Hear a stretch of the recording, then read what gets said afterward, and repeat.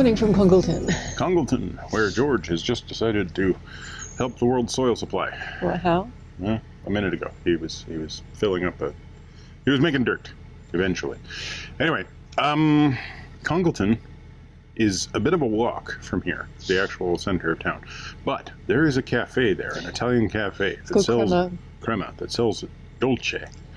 And they are delicious. They are perfect. They are the crunchiest, just sweetest, and so much so. So many superlatives. But even though it's a half an hour walk away, 20-minute walk away. It's about a 20-minute walk. Michael, if you get to Congleton, go to Crema and get some dolce. So we went there on Friday. Took 20 minutes. We also went to Aldi and Morrison's and a few other places. Mm-hmm. Yesterday, it was pouring with rain. Michael braved the rain. I was like, I'm going to get some more. Yeah. They've got a coffee one. That's not my thing. They've got a chocolate hazelnut and a pistachio and a vanilla and a lemon, and all of them are really good. Yeah. Yeah, it's a really sweet little town as well. Even without the dolce. It's a bit of a walk, and it's a bit of a walk through like housing developments and stuff. But once you get to the town, it's lovely. Yeah. And this mooring was like nice and safe and quiet. Yeah. And there's a nice canal bridge up in the air because it's on an embankment. So yeah, it's a bit of an interesting setup. Nice town. George has walked off. He's trying to make more dirt. Today we are going to, Today we're going to the Harecastle Tunnel, and you have to book at the moment because of coronavirus. So we should go because it's about 2.5 hours away. And we're booked through for a noon passage. Yeah. So we should go. And on top of that, there is a storm in the air, which is due to start dumping right about the time we come out of the Harecastle Tunnel. I think I'm going to walk over the tunnel because I've been through this tunnel twice, and George doesn't really enjoy it. Yeah. So I think I'm going to walk over the top. Yeah, and I'll do it on my own through there. And I've been through it twice, and I don't enjoy it. But I enjoy it more, apparently, than either my dog or my wife. So, I will be down in the dank dark. She'll be up on the nice, sunny, dark. Strolling, Why don't it be sunny? And then the storm shall hit us both. Yeah. All right, let's go. On away.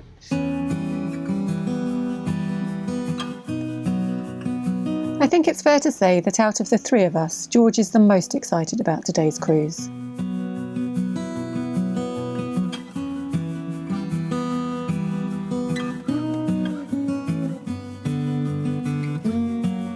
Under the first bridge of the day, Morris Bridge is another of the stunning Macclesfield snake bridges, although let me tell you, those slopes aren't fun to walk down after a trek back from town carrying heavy bags of groceries.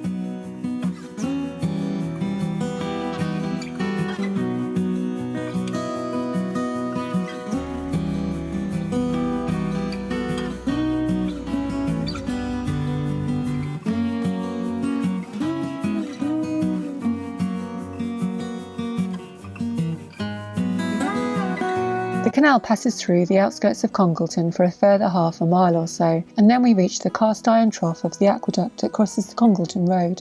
There are lots of places to moor along here, and it's arguably more pleasant than the spot we chose.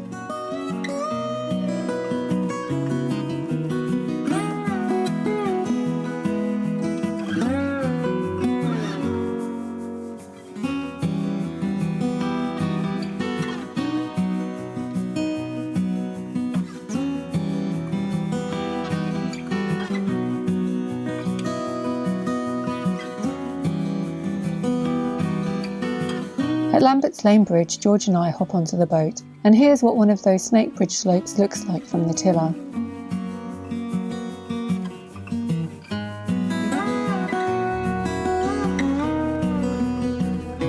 While cruising, Michael and I often play the game Real Heron or Fake Heron, as we've been fooled many times by statues in people's gardens. Today though, we're playing Real Giraffe or Fake Giraffe.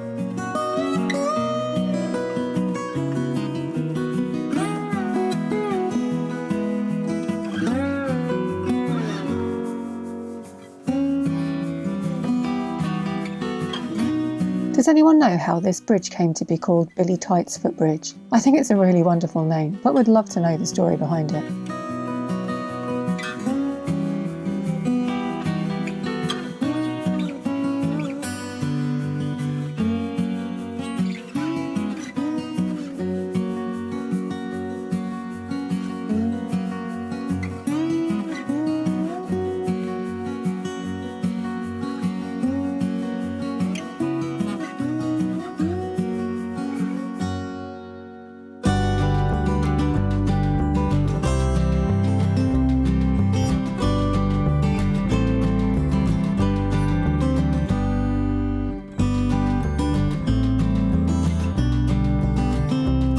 Here we have a red and green narrowboat, which has a model of a red and green narrowboat on top of it, and that has another model of a red and green narrowboat on top of it.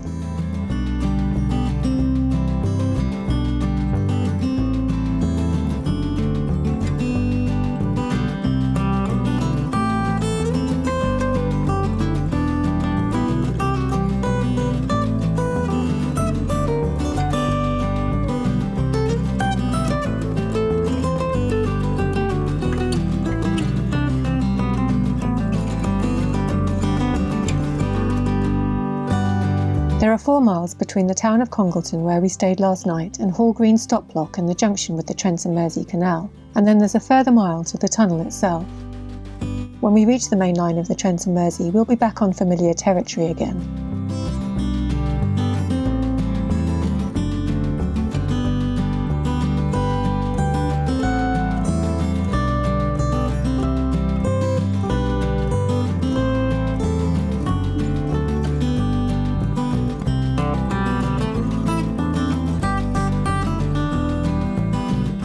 This whole section of canal is glorious and green and very peaceful.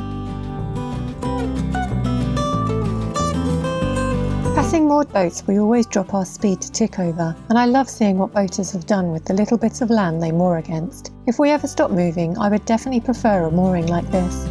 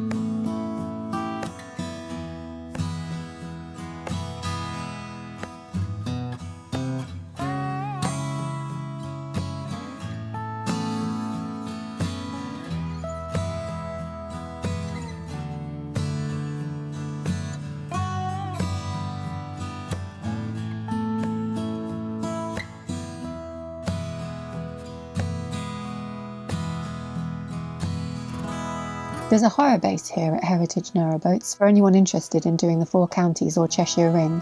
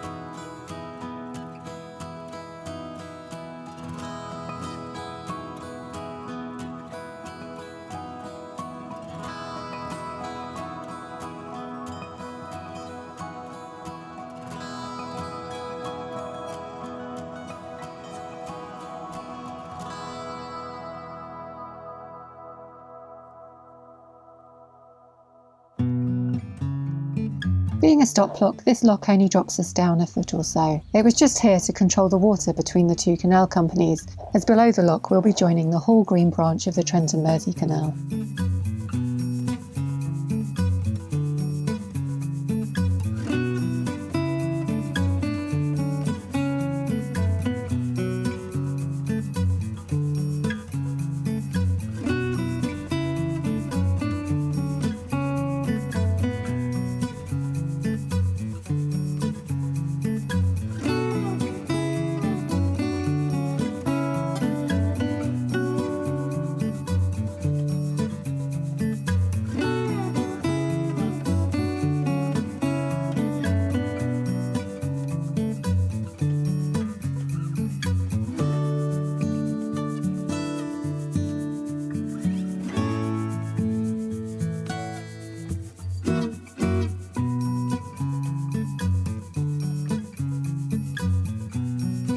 There's 2 aqueducts here. The first takes us across the railway line, and then the second takes us across the main line of the Trent Mersey Canal, which we'll soon be joining.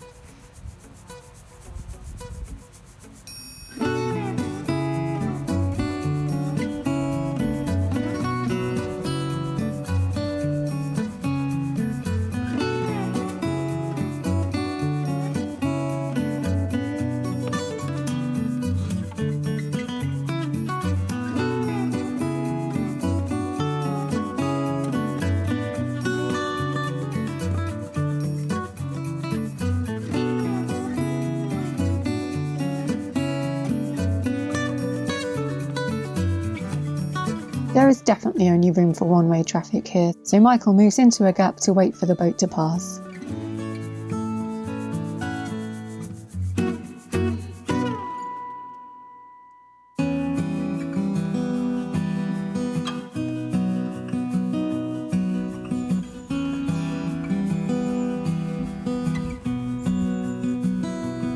There's a boat at the junction that has just come through the tunnel. They hang back to let us make the turn first. And then there's another boat approaching the junction. Luckily, I'm still on the towpath, so I can warn them that Michael's coming out.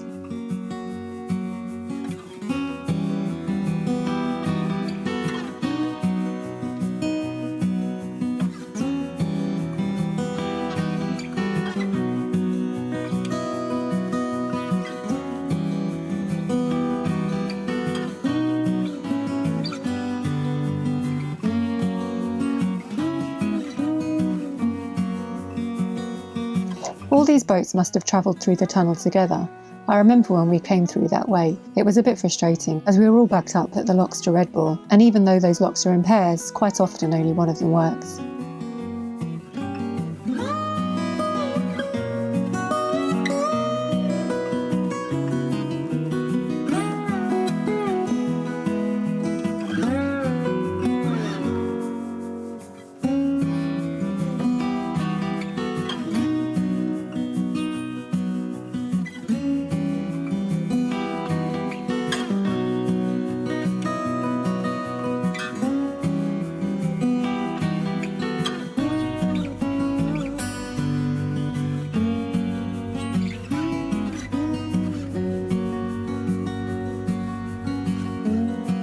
We arrive at the tunnel about 25 minutes before our booking, and despite all that extra time, the tunnel keeper is adamant that we don't have time to use the Elsan, so this part of the day is a bit more stressful than it needed to be. Once the first boat has left, I insist on using our 2-minute wait to step onto the boat and get one of our liquids tanks, as we're at capacity and the Elsan is just a few feet away. I don't hold us up at all, and it shouldn't have even been a discussion as we're going through so early, especially as there's no one waiting behind us or at the other end. Once in the tunnel, Michael still gets radio signal, so we keep talking for a few minutes as George and I set off for our walk through the park above. As we mentioned earlier, we've already been through this tunnel twice before, and we've made videos both times where we talk about the history of the tunnel and show it in a bit more detail. I'll link those vlogs below in case you're interested, but for now I'm going to skip to the water point at the end.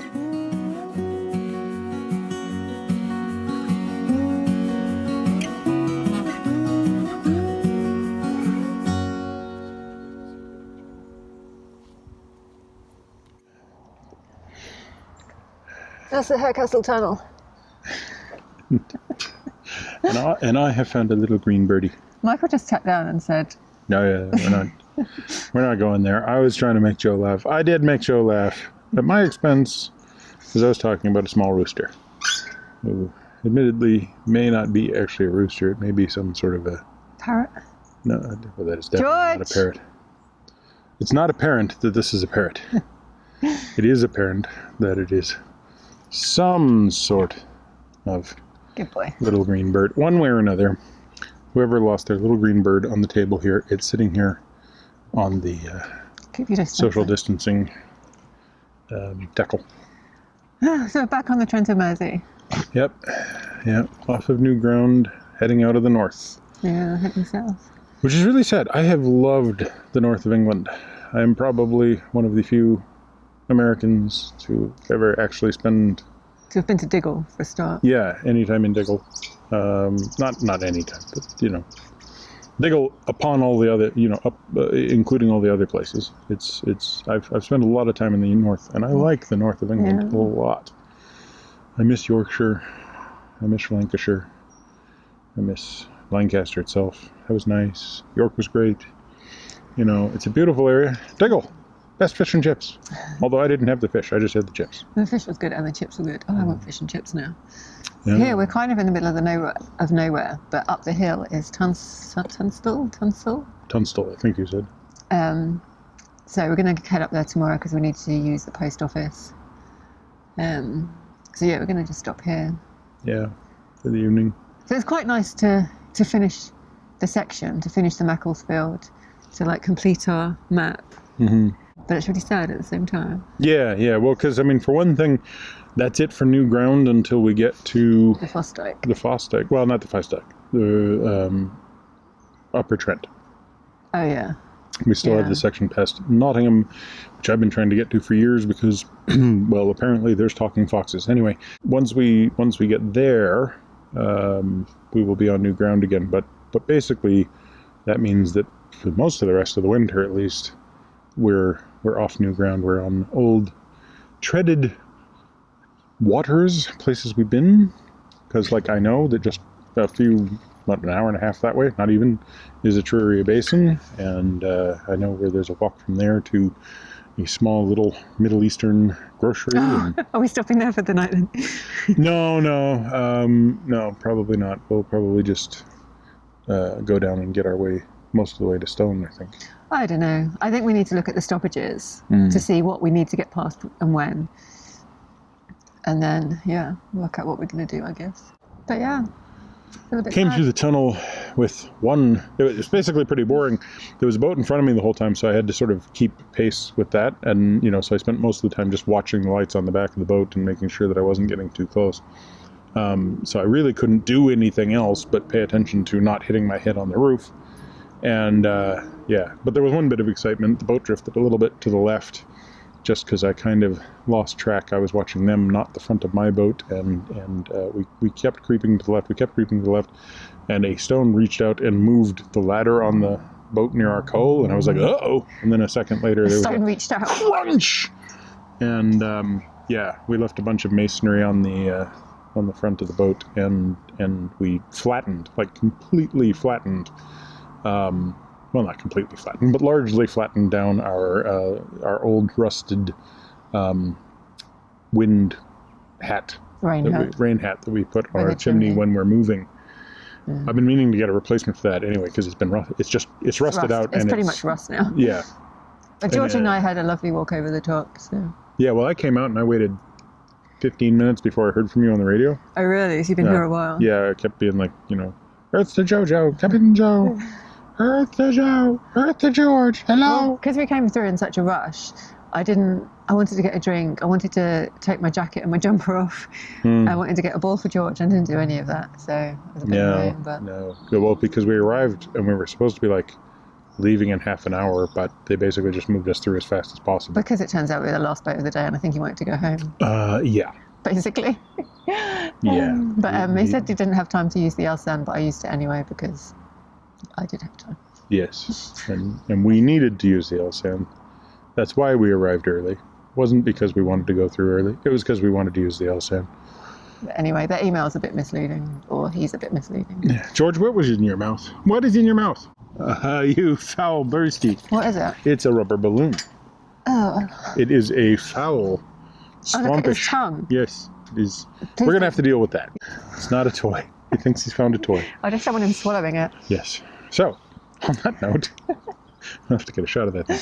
Thanks for watching. Give us a thumbs up. Comment down below. Subscribe if you haven't already. Subscribe to Minimalist Maximal Velocity for our time lapses. And click that bell if you want to get notifications. Except for in emails. It turns out they turned off the email notifications earlier this year because 0.1% of the emails sent were actually being opened and read. The rest of them were all just filling up spam boxes. So, yeah. Sorry if you like the emails. Yeah, because, I do know that some people prefer that. But apparently, if you prefer that, you're in the 0.1%. Because It was just crazy to think of that, because it's like, wait a minute, if you had everybody clicked on notifications, everybody that's clicked bells, everybody that's listened to all of us saying, ring that bell if you want to go to notifications. And there were trillions of emails being sent, and only a small number of them were being read. But you get a notification inside YouTube. You do. If you have the YouTube app, you'll still get notifications. I've turned off the badge on my iPhone app, but I still get, like, if I open it up, it still shows me a list of notifications. And if you use Google Chrome, you get notifications. But if you use other browsers, they don't show up in the other browser. Oh, wow, the sun's just come out. Wow. Let's go. That's the end of that video. So there is George's foul, swampy, rust-covered balloon. Because this is a green or black balloon with, yes, a Halloween balloon. And George just thought that he's going to eat it. Silly George.